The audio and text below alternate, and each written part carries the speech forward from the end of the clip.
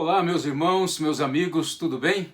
Estamos dando sequência às pregações bíblicas expositivas no Evangelho de São Mateus. Hoje vamos iniciar o capítulo 4, vamos ler os versículos de 1 ao 11. Quero convidar você a abrir a palavra de Deus comigo e fazer a leitura para depois fazermos as considerações e as aplicações. Vamos lá? A seguir foi Jesus levado pelo Espírito ao deserto para ser tentado pelo diabo. E depois de jejuar 40 dias e 40 noites, teve fome. Então o tentador, aproximando-se, lhe disse: Se és filho de Deus, manda que estas pedras se transformem em pães. Jesus, porém, respondeu: Está escrito, não só de pão viverá o homem, mas de toda palavra que procede da boca de Deus. Então o diabo o levou à cidade santa, colocou-o sobre o pináculo do templo e lhe disse: Se és filho de Deus, atira-te abaixo, porque está escrito: aos seus anjos ordenará a teu respeito para que te guardem, e eles te susterão nas suas mãos para não tropeçares em alguma pedra. Respondeu-lhe Jesus: Também está escrito: não tentarás o Senhor teu Deus. Levou ainda o diabo a um monte muito alto, mostrou-lhe todos os reinos do mundo e a glória deles. E lhe disse: Tudo isto te darei se prostrado me adorares. Então Jesus lhe ordenou: Retira-te, Satanás, porque está escrito: Ao Senhor teu Deus adorarás, e só a ele darás culto. Com isto o diabo o deixou. E eis que vieram anjos e o serviram. Amém? Vamos orar? Vamos pedir que Deus nos abençoe no estudo da sua palavra. Senhor, nosso grande Deus, a tua palavra foi aberta, lida, será agora explicada e aplicada. Queremos humildemente entregar o nosso coração em tuas mãos, que o Senhor possa tratá-lo a partir de agora pela presença gloriosa do Espírito Santo do Senhor. Em nome de Jesus, nosso Deus, nosso Rei e nosso Salvador. Amém. O cenário é o deserto. Lá estava Jesus, nosso amado Galileu, nosso amado Redentor, o Rei, que após o seu batismo é conduzido pelo Espírito para jejuar 40 dias e 40 noites e logo em seguida iniciar com poder e autoridade o seu ministério, pregando os princípios do reino e chamando homens e mulheres a fazerem parte dele. Mas inopinadamente o diabo apareceu ali e começou a provocar, começou a tentar o Senhor a cair no pecado, na rebeldia, na transgressão à palavra de Deus e ao seu Deus. Foi realmente um momento muito difícil para o nosso Senhor, muito complicado para o nosso Senhor, mas ele venceu as tentações do diabo e conseguiu, pela graça de Deus, conceder a nós caminhos para sermos vencedores também diante das tentações do inimigo. Quero lembrar que o diabo ele foi e sempre será um grande perdedor. Ele perdeu no grande conflito que houve no céu. Jesus foi vencedor lá. O diabo perdeu ao longo da história, tentando anular, tentando anuviar, tentando fazer esquecer da mente do povo de Deus as promessas, as profecias messiânicas da primeira vinda do Messias e da segunda vinda do Messias. Jesus sempre manteve firme e acesa a luz da sua primeira e da sua segunda vinda a esta terra na mente e no coração do seu povo. O diabo também perdeu quando Jesus nasceu. O diabo queria matar Cristo. Lembra da cena? O dragão parado diante da mulher grávida, esperando que o menino nascesse para devorá-lo, mas o anjo de Deus guiou o processo e o menino foi escondido lá no Egito e foi preservada a sua vida. Então o diabo perdeu quando Jesus nasceu. O diabo também perdeu no deserto. As 3 tentações do diabo lançadas a Cristo não foram suficientes para que o nosso Senhor pudesse ser destruído. ali ele perdeu também. O diabo perdeu durante todo o ministério de Jesus nessa terra. Jesus sempre aplicou a palavra de Deus corretamente, sempre foi fiel aos planos e à aliança com o Pai Celestial, e portanto o diabo não conseguiu levá-lo à contradição, levá-lo ao pecado. O diabo também perdeu quando Jesus morreu na cruz.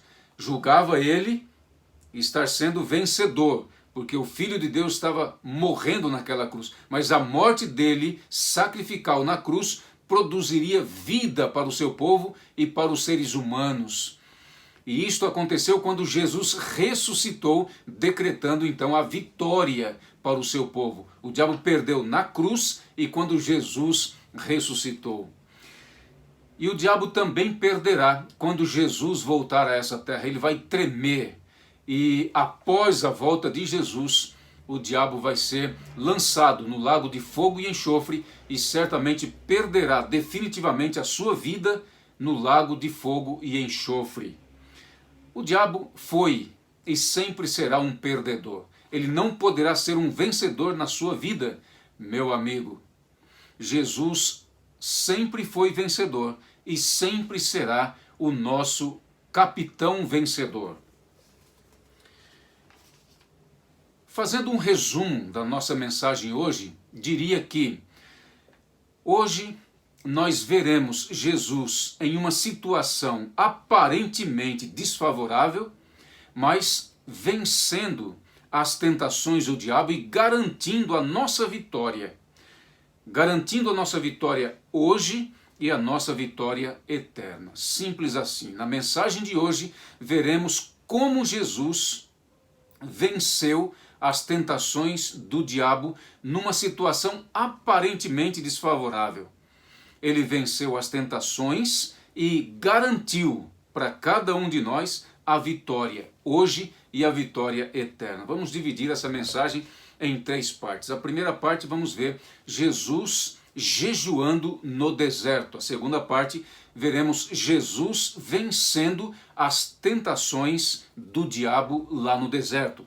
E a terceira e última parte veremos Jesus com o seu estilo de vida lá no deserto, ensinando-nos pela sua vida e pelo seu procedimento o caminho da nossa vitória. Vamos então para a nossa primeira parte, Jesus jejuando no deserto. As 3 tentações de Jesus têm ligação direta com o seu batismo no Rio Jordão. E essa ligação se dá pela referência feita a Jesus de que ele é o Filho de Deus e pela descida imediata do Espírito Santo sobre ele. Depois disso, imediatamente, o Espírito Santo o leva para o deserto. E ali ele foi tentado pelo diabo após o seu jejum de 40 dias e 40 noites. Então veremos. Em Mateus capítulo 1, verso 18, espero que você esteja com a sua Bíblia aberta aí, no capítulo 4 de Mateus, porque veremos os seus capítulos antecedentes e alguma coisa depois do capítulo 4. Mas o centro será o capítulo 4. Mas no capítulo 1 de Mateus, verso 18, está escrito o seguinte: Ora, o nascimento de Jesus Cristo foi assim. Estando Maria, sua mãe, desposada com José, sem que tivessem antes coabitado, achou-se grávida pelo Espírito Santo. Então note o seguinte: Jesus, ele já está cheio do Espírito Santo desde o ventre materno. Então Jesus, ele o tempo todo teve a presença do Espírito. No capítulo 1, ainda versículo 20, o anjo de Deus testemunhou para José em sonho. Enquanto ponderava nestas coisas, eis que lhe apareceu em sonho um anjo do Senhor, dizendo: José, filho de Davi, não temas receber Maria, tua mulher, porque o que nela foi gerado é do Espírito Santo de Deus.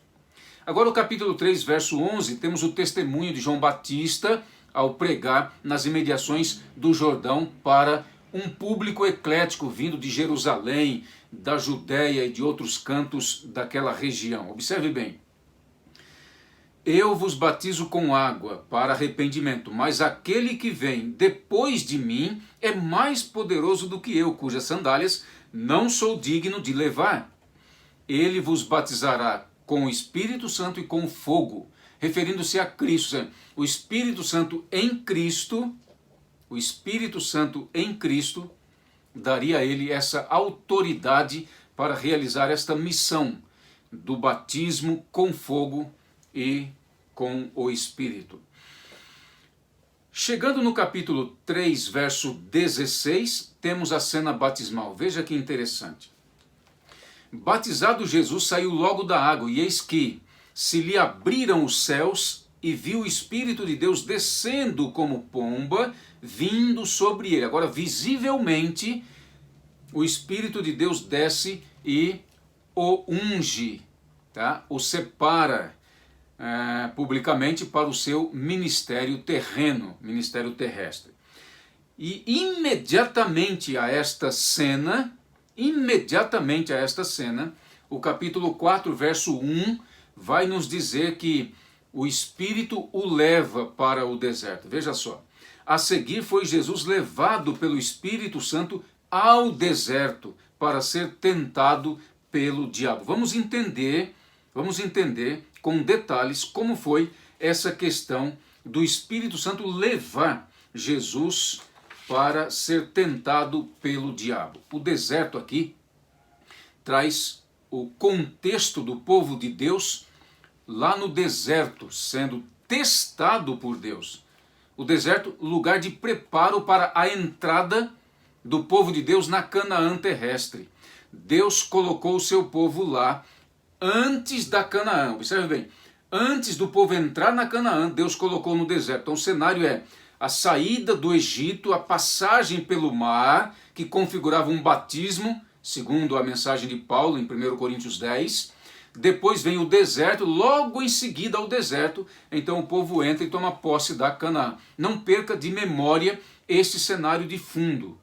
No deserto, o povo deveria aprender a viver de toda a palavra que procede da boca de Deus. Sendo assim, entraria e se satisfaria na Canaã terrestre, terra que manava leite e mel. Ser obediente em todos os caminhos de Deus era a proposta de Deus para o seu povo no deserto. Mas você conhece um pouco dessa história bíblica, o povo infelizmente caiu. Cristo usa exatamente o texto de Deuteronômio capítulo 6, 7 e 8 nesse grande embate contra o diabo. Então, para vencer a tentação do diabo, ele recorre exatamente à cena bíblica do seu povo no deserto. Fortalecer a sua obediência à palavra de Deus, fazer a vontade de Deus e não a sua própria vontade, era exatamente o grande intento de Cristo em seu coração, aquilo que não aconteceu no coração do seu povo lá no Antigo Testamento. O deserto foi o local em que Israel, no passado, vivenciou seus primeiros grandes testes antes de entrar na terra de Canaã. Tem um autor chamado Donald Carson que diz o seguinte: o fato de Jesus ser levado pelo Espírito Santo para ser tentado pelo diabo é algo bem estranho. Mas a experiência que Jó, o patriarca Jó, viveu também foi muito estranha. Você não acha? Carson explica que a palavra tentar, do grego peirazô, também quer dizer testar, que pode significar testar a pessoa num sentido bom ou ruim. Carson explica ainda que na Escritura Sagrada, tentar ou testar pode revelar ou desenvolver o caráter, tanto quanto pode também instigar o mal do coração humano.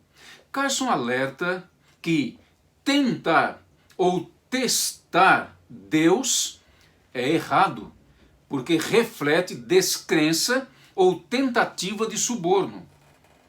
No caso de Jesus, as tentações de Deus tem claramente o propósito de testá-lo, da mesma forma como a nação de Israel foi testada. E as respostas de Jesus provam que ele entendia muito bem tudo isto que estava acontecendo. O comentário bíblico adventista diz o seguinte, caminhando na mesma linha de Carson e ampliando um pouco mais a questão. A palavra tentar, que vem do grego peirazô, diz o nosso comentário, que significa também testar ou provar uma pessoa com um propósito bom ou com um propósito mau, aconteceu exatamente na experiência de Cristo, ou seja, ele foi testado, ele foi provado ali no deserto. Jesus não provocou a tentação, continua o comentário dizendo, ele não convidou a tentação, nem tampouco se colocou no terreno da tentação, desafiando a tentação. Ele foi conduzido para o deserto para estar a sós com o Pai, com o seu Pai, e se fortalecer espiritualmente nessa intimidade com Deus para realizar a sua missão de pregação, ensino e cura. Jesus precisava meditar na missão que tinha pela frente, ele precisava se preparar para ela. Nesse sentido, ele jejuava. Ele jejuou 40 dias e 40 noites, sem comer e sem beber, possivelmente sem beber nada. Com esse jejum de 40 dias e 40 noites, temos então confirmado o paralelo histórico entre Cristo e o seu povo no deserto, que viveu também durante não 40 dias, mas durante 40 anos, sendo testado por Deus, sendo alimentado por Deus.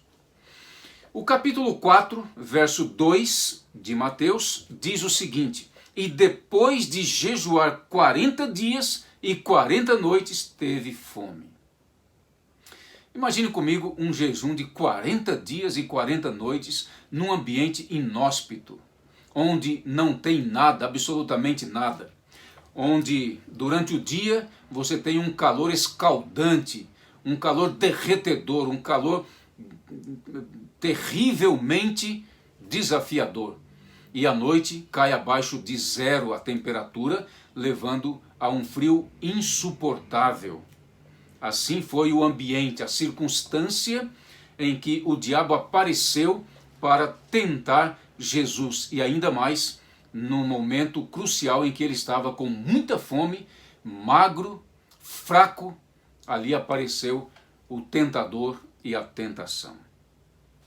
O jejum de Jesus por 40 dias e 40 noites reflete a errância de Israel por 40 anos, de acordo com Deuteronômio capítulo 8, verso 2. A fome de Israel e de Jesus forneceu uma lição muito importante. Ambos passaram um tempo no deserto preparando para as respectivas obrigações, missões. O principal ponto é que ambos, Israel no deserto e Cristo no deserto, foram testados pelo desígnio de Deus. Vamos ver agora Jesus vencendo as tentações. Está escrito em Mateus capítulo 4, versículo 3 e versículo 4, o seguinte, observe bem. Então, o tentador aproximando-se lhe disse: se és filho de Deus, manda que estas pedras se transformem em pães. Jesus, porém, respondeu: está escrito, não só de pão viverá o homem, mas de toda palavra que procede da boca de Deus. O tentador vem a Jesus e refere-se à filiação dele com o Pai. Versículo 3. Agora atenção, porque a forma como essa conjunção se mais o indicativo es estão colocados aqui, não é um desafio de jeito nenhum a filiação de Cristo com o Pai, mas é uma confirmação, atenção para essa verdade, é uma confirmação de que Jesus é o Filho de Deus. O diabo está assumindo que Jesus é o Filho eterno de Deus. O diabo tinha plena consciência dessa verdade, meu amigo, que Jesus era o Filho de Deus. O que o diabo queria era levar Cristo a uma reflexão a partir dessa filiação. Ele sugeriu que Jesus, sendo Filho de Deus, tinha o poder suficiente e o direito suficiente de satisfazer as suas próprias necessidades. Vamos recordar um pouco essa questão da filiação de Jesus com o Pai. O capítulo 1, que nós já apresentamos aqui, fala da genealogia. E a genealogia aponta Jesus como o filho do homem, vindo da linhagem de Abraão e de Davi. Ele é comprovadamente o filho do homem, como exigia a profecia do Antigo Testamento. Temos, portanto, a confirmação genealógica de que Jesus é o Filho eterno de Deus, a começar pelo apontamento dele ser o Filho do homem. Ainda no capítulo 1, temos o testemunho e a comprovação do anjo de Deus, dizendo em sonho para José de que aquele que estava no ventre de Maria tinha sido gerado pelo Espírito Santo de Deus e o seu nome seria chamado de Jesus Cristo, portanto, o Salvador do mundo. Ele vai dizer depois o Emanuel, que significa Deus conosco. Temos aqui a comprovação angelical, a comprovação genealógica, a comprovação angelical de que Jesus ele é Filho do homem, Filho de Deus. Ele é Deus conosco, o Emanuel. Agora, no capítulo 2, existe o extraordinário testemunho dos magos do Oriente, que viajaram quilômetros, centenas de quilômetros, até a cidade de Davi, a cidade de Belém, para ver o rei dos reis. E como também já apresentamos aqui, os magos viram o menino Jesus e adoraram o menino Jesus, deram presentes para o menino Jesus. E depois, divinamente orientados pelo anjo de Deus, eles não voltam ao palácio de Herodes, mas eles tomam outro caminho e voltam para a sua terra. Aqui temos a comprovação dos magos, o testemunho, portanto, de outras nações de que Jesus é o Filho de Deus, o Rei Messias, que veio salvar o seu povo e o mundo. No capítulo 3, temos agora o profeta do Altíssimo, João Batista, comprovando que Jesus é o Filho de Deus. João Batista, o primo de Cristo, ele testemunha através da sua pregação de arrependimento e juízo que o Messias apareceria e realizaria a obra da salvação. Temos aqui, portanto, o testemunho profético de João Batista sobre a chegada de Jesus. E finalmente no capítulo 3, versículos de 13 a 17, que também expomos aqui, temos a confirmação plena de que Jesus é o Filho de Deus. E essa confirmação, ela se dá da seguinte maneira. Quando João Batista nega batizar a Cristo porque acreditava ser indigno por não ver pecado nesse candidato celestial, é uma confirmação de que ele é o Filho de Deus vindo do alto. Depois temos os céus rasgando-se, se abrindo, é uma confirmação da apresentação do reino de Deus para o João Batista, para o próprio Cristo e para todos que ali estavam. Isto é, o reino de Deus chegou sobre o povo de Deus. Depois temos a descida imediata do Espírito Santo, visivelmente na forma corpórea de uma pomba. É uma indicação de que ali estava o Filho de Deus sendo ungido, de acordo com a profecia de Daniel capítulo 9. E finalmente temos esta confirmação na voz do Pai. Este aí é o meu Filho amado, em quem me comprazo. Portanto, meu amigo, minha amiga, o diabo disse para Cristo: se és Filho de Deus, mande que estas pedras se transformem em pães. Não no sentido de que ele duvidava que Jesus era o Filho de Deus, mas instigando para que Jesus, usando esta prerrogativa, pudesse realizar um milagre em benefício próprio. A resposta de Jesus baseia-se apenas na Escritura Sagrada. Está escrito. E ele cita o texto de Deuteronômio capítulo 8, versículo 3. E ela é esta passagem é inicialmente aplicada a Israel lá no deserto, como já vimos no começo dessa apresentação. Jesus, porém, respondeu: está escrito, não só de pão viverá o homem, mas de toda a palavra que procede da boca de Deus. Mesmo ele citando a nação de Israel, e o fazia para mostrar que onde a nação de Israel caiu, ele não cairia. Este é o ponto, meu amigo. Essa resposta também nos leva a reconhecer a total dependência de Jesus da palavra de Deus. O alimento de Jesus sempre foi fazer a vontade do Pai Celestial e realizar a sua obra, como diz o Evangelho de João no capítulo 4, verso 34. O ponto aqui, o nosso ponto, não é Jesus usar o seu poder em benefícios próprios. O ponto aqui não é usar meios impróprios de produzir pão, pois Jesus tinha poder para transformar pedras em pães, sempre teve. O ponto aqui não é uma tentativa de usar um milagre para provar a si mesmo que realmente era filho de Deus. O ponto aqui não é agir sozinho, sem pensar nos outros, nos pobres, nos carentes. O ponto aqui dessa tentação do diabo é levar Cristo a usar sua filiação de forma inconsistente e irregular com sua missão ordenada por Deus. O ponto aqui é o mesmo que fazem os escarnecedores ao pé da cruz. Lembra desse episódio?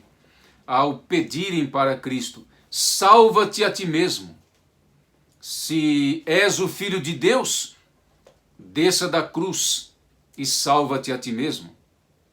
Se ele deixasse a cruz naquele momento, anularia o propósito de sua vinda a essa terra e quebraria, racharia, trincaria definitivamente a vontade de Deus para esse mundo.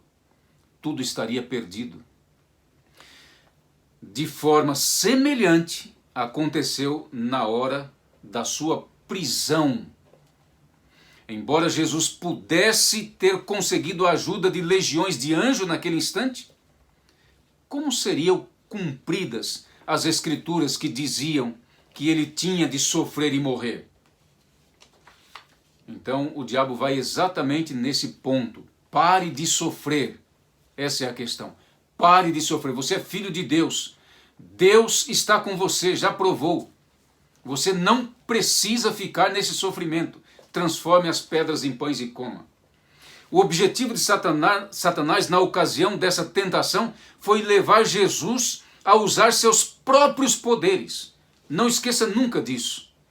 Poderes que ele tinha por direito, mas que ele abandonara voluntariamente a fim de realizar a missão do Pai, redimir a raça humana dos seus pecados e da morte eterna.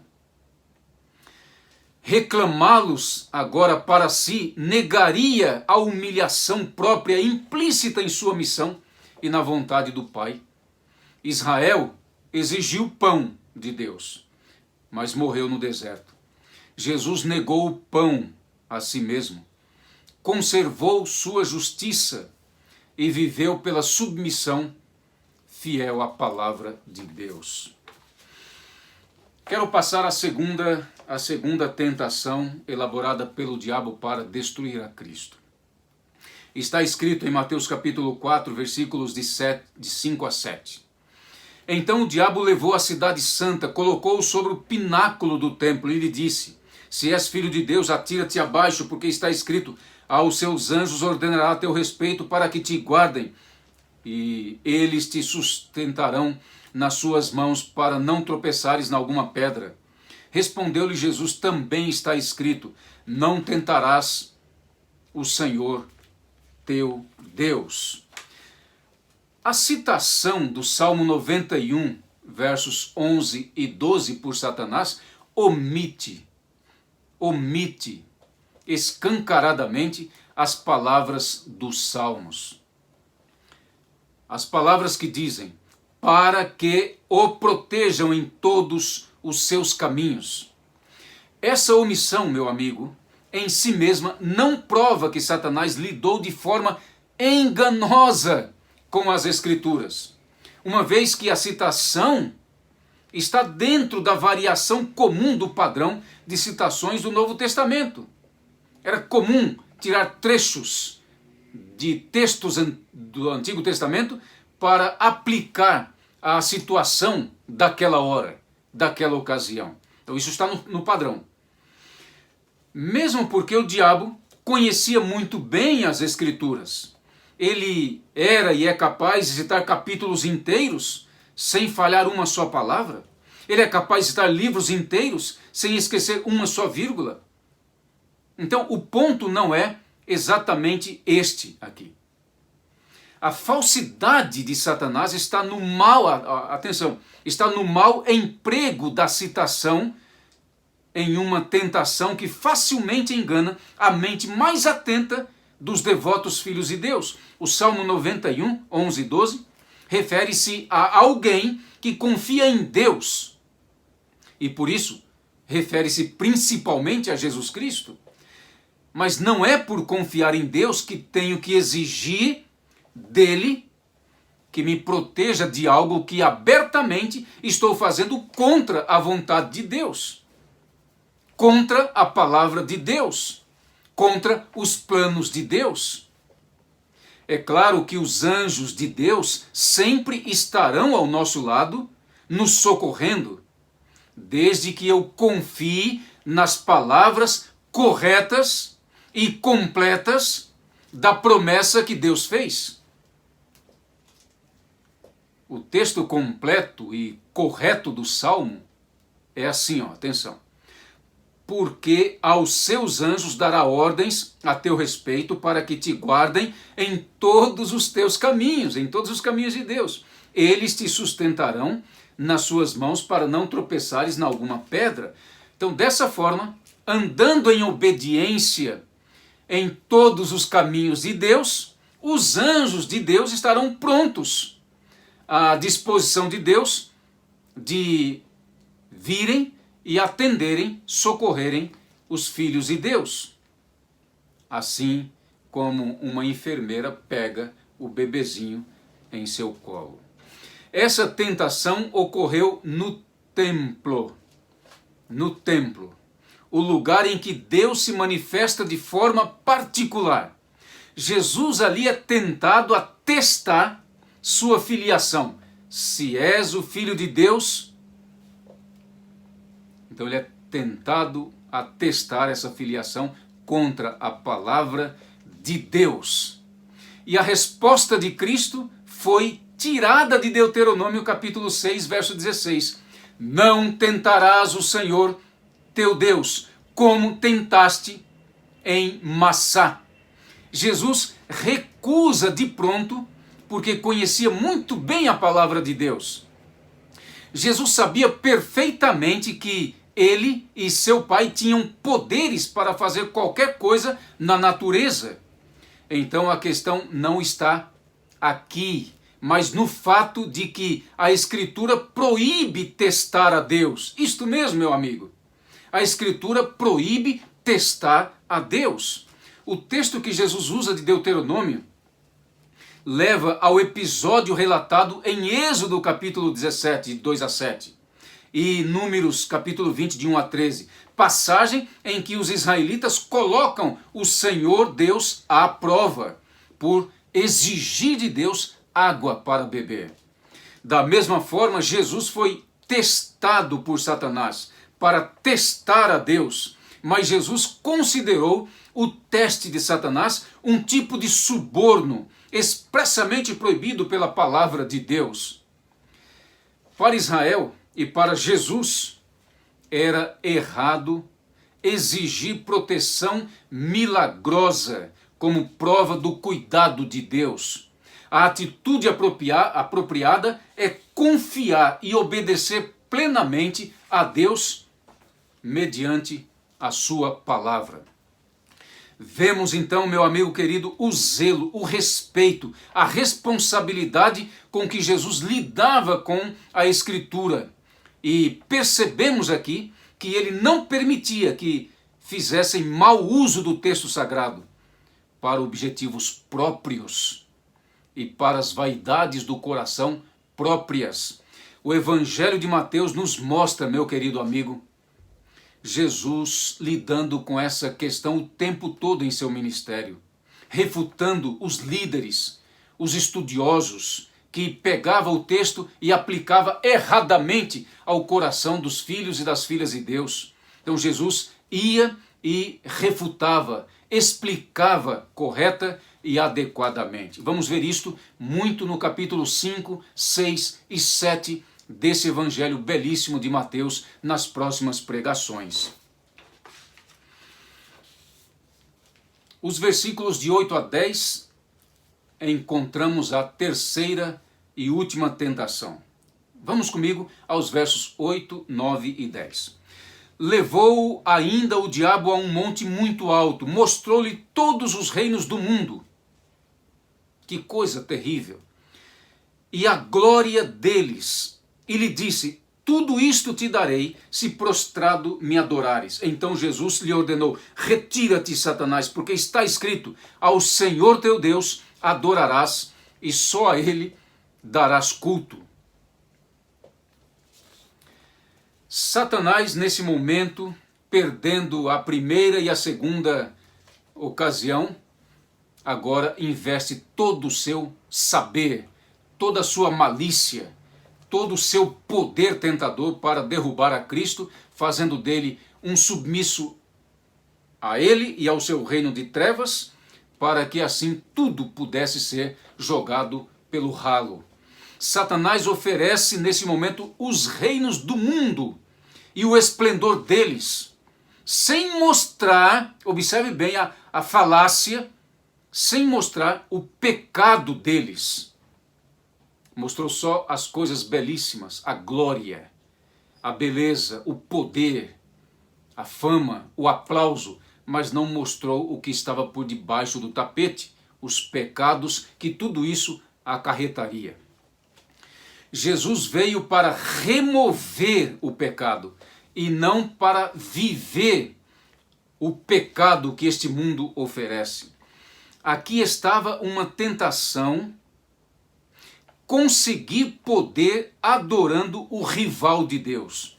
O caminho mais curto para conseguir a mais plena autoridade messiânica.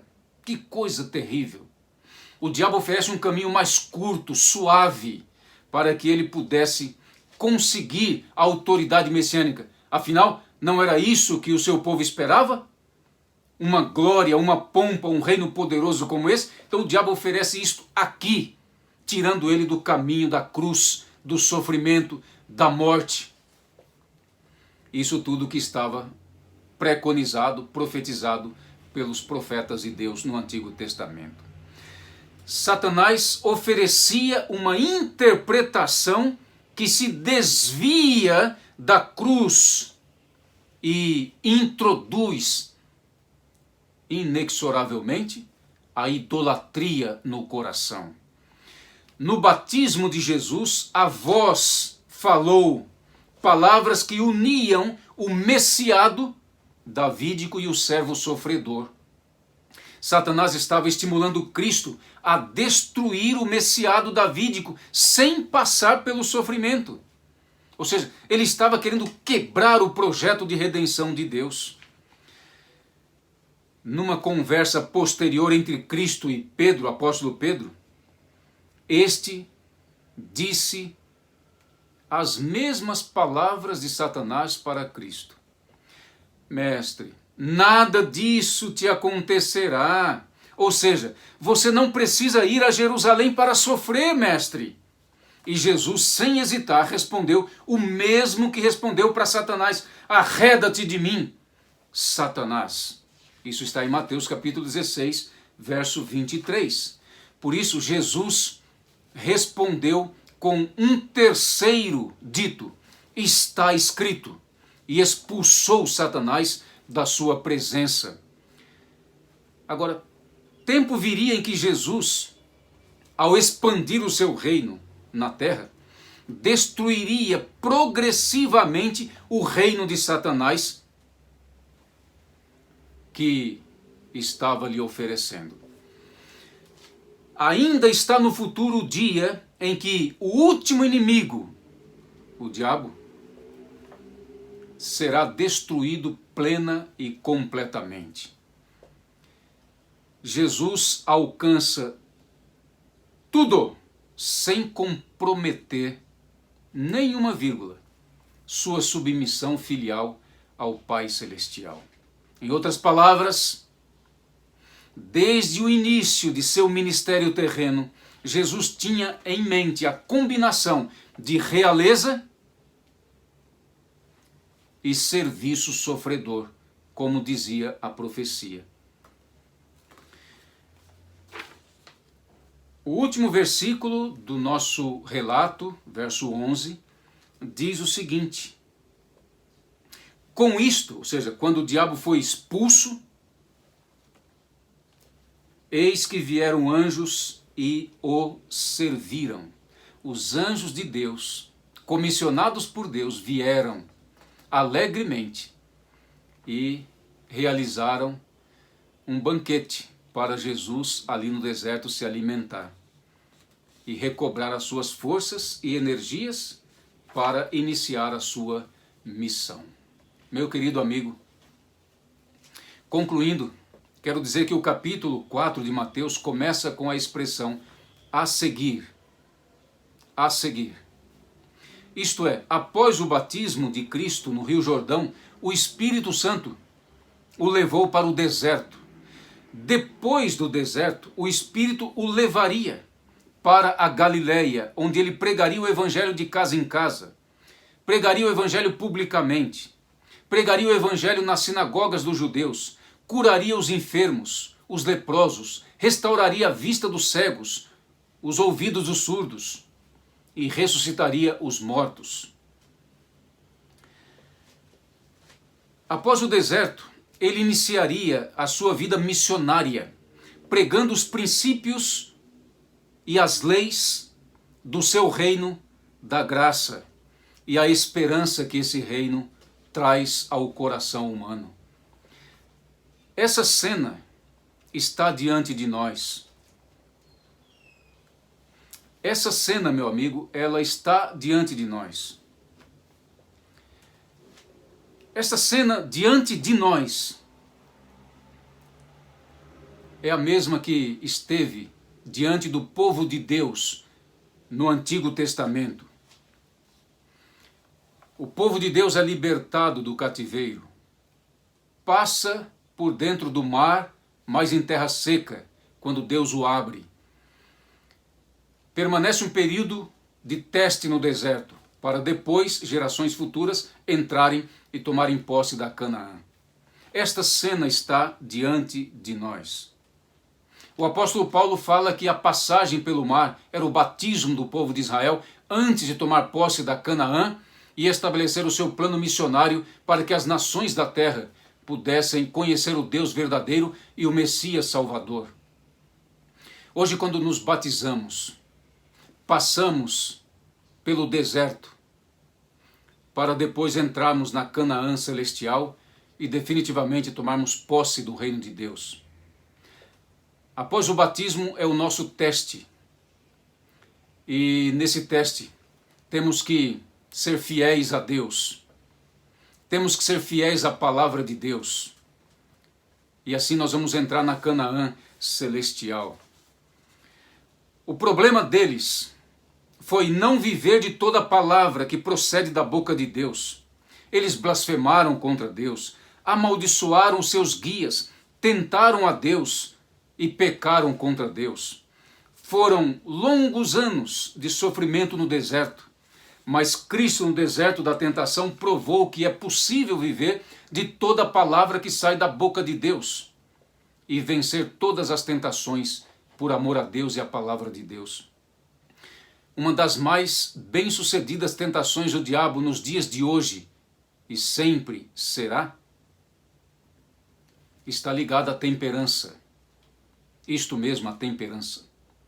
Ser uma pessoa temperante significa abandonar tudo que é prejudicial à saúde do corpo, e usar moderadamente o que é bom para o corpo. Mas o diabo leva o homem a usar de tudo como sendo alimento, mesmo aqueles que foram proibidos por Deus, registrados em Levítico capítulo 11, e leva o homem a usar todo tipo de tóxicos, de drogas, de vícios, variados vícios, em nome do prazer, da liberdade, sem avisar as consequências, consequências que destroem o corpo, a mente e o espírito. A proposta do diabo, meu amigo querido, é para que você e eu vivamos intemperantemente hoje e sermos destruídos, perdendo inclusive a própria salvação. Porque isso vai enfraquecer tudo, vai anuviar o nosso coração, a nossa mente, nossa fé, nossa visão de Deus, da palavra de Deus, nossa comunhão com Deus. As consequências serão destruidoras mesmo. E nisso ele é muito bem sucedido nesse mundo. Famílias inteiras, povos, estão vivendo a intemperança. E se não bastasse a intemperança, ele leva os seres humanos a tentar Deus. Tentar a Deus no sentido de que Deus deve fazer aquilo que ele não prometeu. Exigir que Deus faça o que ele não prometeu é presunção. E hoje, infelizmente, digo isso com dor no coração, existem muitos cristãos que estão no templo, na casa de Deus, e muitos líderes religiosos de grandes massas agindo da mesma maneira, tentando Deus, provocando Deus a fazer uma coisa que ele não prometeu. O diabo queria que Jesus exigisse que Deus o segurasse lá embaixo ao pular do pináculo do templo.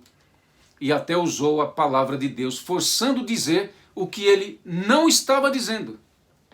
Isso é um grave pecado.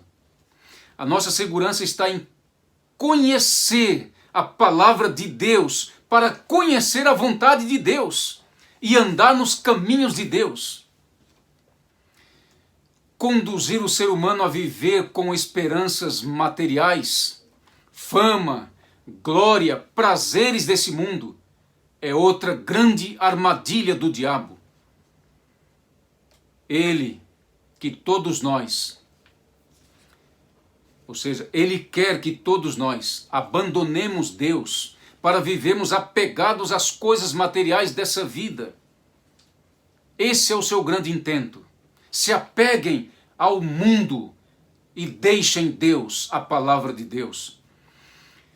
Existem aqueles que obcecadamente fazem até pactos com o diabo. por meio de abraçar as suas filosofias e entregar a alma a ele para conquistar o poder, a fama, a glória e o dinheiro. Outros há que negam o Senhor por causa dos bens dessa terra. Outros pisam os santos mandamentos de Deus para ganhar dinheiro, produzir riquezas, palácios. Outros abandonam a aliança com Deus por causa das coisas que perecem e que serão queimadas no juízo de Deus. Assim, esses perecerão com o inimigo de Deus no dia do juízo de Deus. Após o batismo, amigo querido, atente bem para isso, começa uma nova vida, uma vida de oração, de jejum, de renúncia, de deserto, de missão. Nessa vida que nos dá paz na alma, alegria no coração e esperança do reino eterno, nessa nova vida prazerosa, o diabo intensifica os seus esforços para nos desviar e nos levar a desconfiar de Deus e das promessas de Deus. Não caia nessa armadilha. O segredo da permanência, portanto, é o mesmo que o Senhor Jesus nos deixou. Viver em oração nesse grande deserto da vida. Viver em comunhão nesse grande deserto da vida. Viver em jejum nesse grande deserto da vida. Viver em renúncias nesse grande deserto da vida.